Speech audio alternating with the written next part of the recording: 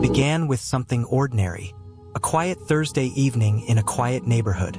The Richardson family, Mark, his wife Claire, and their two children, Emily and Jacob, had sat down for dinner at exactly 7:15 p.m. According to friends, the Richardsons were nothing if not predictable. Same routines, same schedules, the kind of family who made others feel safe just by being around. But that evening, something happened that would send chills through the entire town. When relatives came by the following morning, they found a scene frozen in time. The dining table was still set. Plates of roast chicken, potatoes, and green beans sat neatly in front of each chair. Forks halfway lifted, cups half filled, napkins folded carefully in laps, but no family. The television in the living room still hummed in the background, flickering blue light across the walls. The back door was locked. No windows broken. No struggle, no blood. It was as if the Richardson family had simply stood up from dinner and walked out of existence. A perfectly normal family. Police quickly arrived, documenting everything. They found shoes by the door, jackets on hooks, and phones charging on the counter. Claire's purse was on a chair. The kids' school bags leaned against the wall. Even Mark's car keys were still on the table. Nothing pointed to a sudden trip or emergency.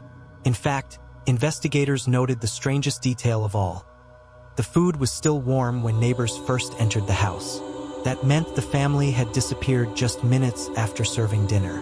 The Richardsons weren't the kind of people anyone expected to vanish. Mark worked as an electrician for the county. Claire volunteered at the library. Their children were described as bright, polite, and always on time. There were no money problems, no signs of stress, no feuds with neighbors, no reason to walk away, and yet they were gone. The first questions. Detectives combed through the house. They checked the doors and windows locked. They dusted for fingerprints, only the family's.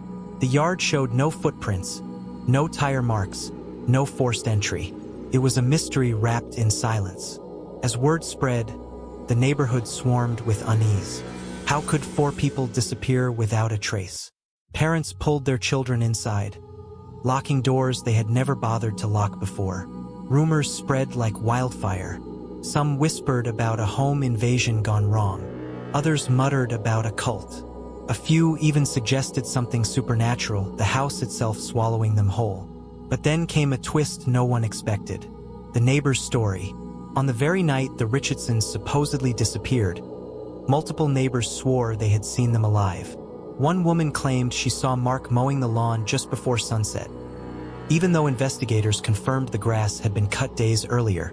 Another neighbor reported seeing Claire and the children at the local grocery store around 9 p.m., an hour after police believed the family was last at the dinner table. Even stranger, a man down the street said he waved at the family as they drove past in their minivan late that evening. He swore he saw Emily in the back seat, smiling and waving. But the van was still parked in the driveway when investigators arrived. Dust on the tires suggested it hadn't moved in days. So how could they have been seen if the evidence said otherwise? The chilling silence. Police began knocking on doors, asking for more accounts. Some neighbors doubled down on their sightings, insisting they weren't mistaken. Others grew nervous, second-guessing themselves. Maybe it wasn't the Richardsons they saw, or maybe their minds filled in details that weren't there. Still, the reports piled up, leaving detectives with a timeline that made no sense. The Richardsons had either vanished in the middle of dinner or somehow managed to be in 2 places at once. And so, the story of the vanished family dinner began to spread beyond the neighborhood. Local reporters picked it up. Soon after, true crime bloggers, podcasters, and eventually national outlets started covering the story. But none of the coverage answered the haunting question: where did they go? Before we continue with the investigation, let me ask you, what do you think could make a whole family vanish without a trace? Was it a crime, a plan, or something stranger? Share your theory in the comments below, and don't forget to hit subscribe if you want more chilling true crime mysteries like this one. A house that kept secrets. As days turned into weeks, the Richardson home became a place of unease. Authorities left yellow tape across the porch, but curious onlookers still gathered at the edges of the yard. Some swore they saw movement inside at night, flickers of shadows in the windows, as if the family had come back. Others claimed the television kept turning on by itself, long after the power was shut off. To most, it was just neighborhood gossip. But for investigators, the house was still the best lead. They searched the crawl space, the attic, the basement. They scanned for hidden passageways, secret rooms, or signs of forced removal. But each search came up empty. The Richardsons had been there one moment, and gone the next. The first break, or a false one. Just when the investigation seemed at a standstill, another report came in. A gas station clerk 20 miles away insisted he had seen the family the day after their disappearance. He described them in detail: Mark buying snacks, Claire holding Emily's hand, Jacob carrying a stuffed toy. The problem? Security cameras showed nothing. Not one frame of the Richardsons entering or leaving the store. It was the same story again and again. People swore they saw them, but the evidence told another tale. And as the weeks dragged on, the only thing investigators knew for certain was this: the Richardson family had sat down for dinner. The food was still on their plates. The TV was still on. And then, they were gone. What came next would turn this eerie case into one of the most baffling unsolved mysteries in modern history. The Richardson disappearance quickly became more than a local curiosity. Within days, it spread across state lines, with national networks airing the story of the family that vanished mid-dinner. Viewers were captivated by the haunting details: untouched plates of food, a flickering television, and a family gone without a sound. But for detectives on the case, fascination didn't mean progress. Every lead led to a dead end. Every clue unraveled into nothing. The investigation stalls. Authorities searched local woods, rivers, abandoned buildings, even drained a quarry 5 miles out of town. Nothing. Not a shoe, not a scrap of clothing, not a fingerprint beyond what had already been found inside the house. Dogs trained to detect human scent followed faint trails from the Richardson yard, but lost them at the end of the street. It was as if the family had dissolved into the night air.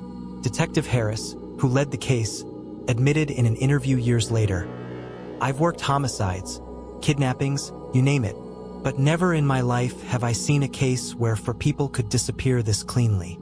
Conflicting sightings. Meanwhile, the neighbor reports kept piling in. One elderly man swore he saw Claire walking near the park 3 days after the disappearance, carrying a shopping bag. Another insisted he spotted Jacob in the school playground at dusk, though classes had long been canceled for the investigation. The strangest account came from a postal worker who claimed he delivered a package to the Richardson home a full week after the family vanished, and said he heard children laughing inside. But when police checked, the package was still on the porch, untouched. Each report only deepened the mystery. Were all these people lying, mistaken, or was something more chilling happening? The Richardsons existing in plain sight but untouchable, unreachable, as if caught between 2 realities? The planned escape. Some investigators leaned toward a practical explanation. Maybe the Richardsons chose to vanish. Perhaps Mark had secret debts, or Claire was hiding something. The family could have staged their disappearance to start over, leaving behind their lives without warning.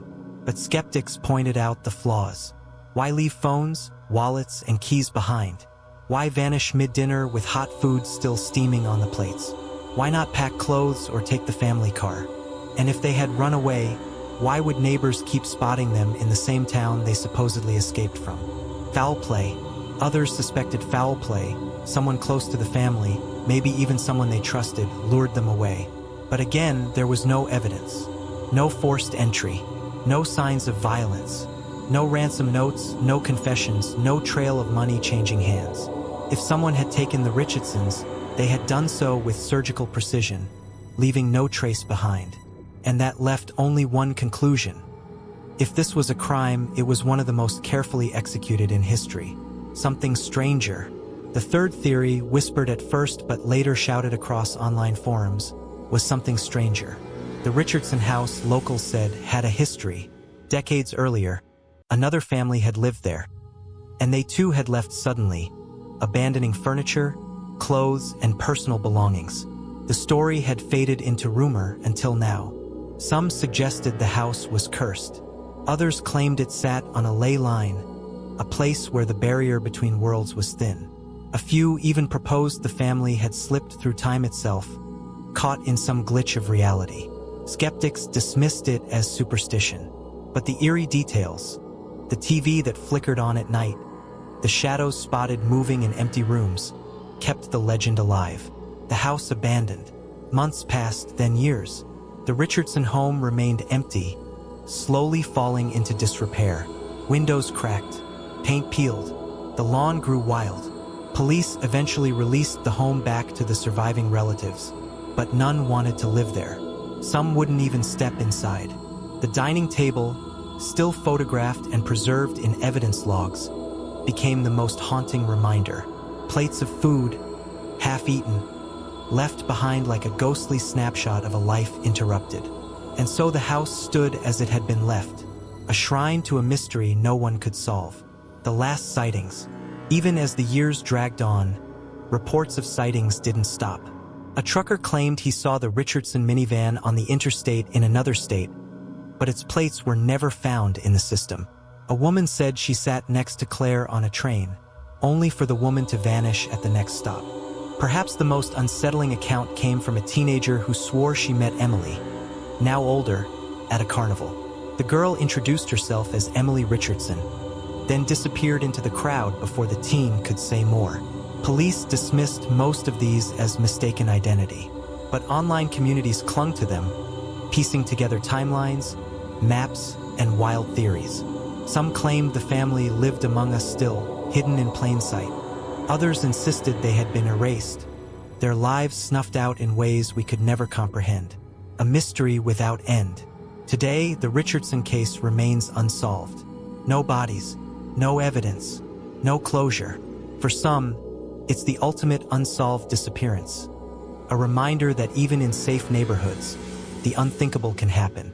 For others, it's a story of something beyond crime, something unexplainable, lurking just out of reach. But for the town that once knew the Richardsons, the scar remains. Their empty house, their frozen dinner table, and the chilling silence they left behind are all that's left. So, what do you think happened to the Richardson family? Was it a carefully planned escape? A crime hidden in plain sight? Or did they simply slip away into something none of us can explain? Drop your theories in the comments. I read every single one. And if this story gave you chills, hit subscribe so you don't miss the next episode in our Cold Crime Stories. Because sometimes the scariest mysteries are the ones that never get solved.